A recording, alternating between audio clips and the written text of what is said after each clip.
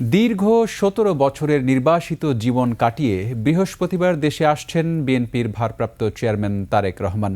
তাকে বরণ করে নিতে স্মরণকালের বড় গণসংবর্ধনার আয়োজন করছে বিএনপি।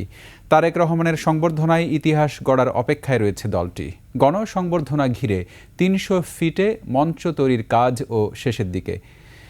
ইমনের সহযোগিতায় আবু সাইদের রিপোর্টে বিস্তারিত। নায়াসিনামাইড ও স্যালিসাইলিক সমৃদ্ধ লিলি ফেস ওয়াশ যা ফেসের ডেড স্কিন সেল দূর করে দেয় দ্বিগুণ ফাস্টার ব্রাইটেনিং।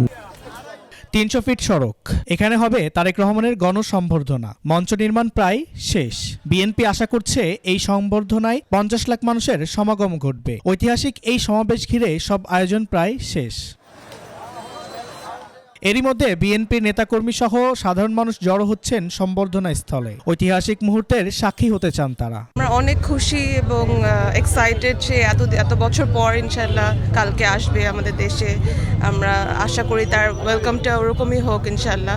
কালের সাক্ষী হিসাবে সারা বাংলাদেশ থেকে আপামর জনসাধারণ আসছে একমাত্র শহীদ রাষ্ট্রপতি জিয়াউর রহমান, বেগম খালেদা জিয়ার উত্তরসূরি জনাব তারেক রহমানকে একনত দেখার জন্য। স্বাধীনতার পরে এত জনপ্রিয় নেতা হিসেবে এখন পর্যন্ত কেউ আসেনি। স্বাধীনতার পরে নেওয়া হয়েছে বিশেষ নিরাপত্তা।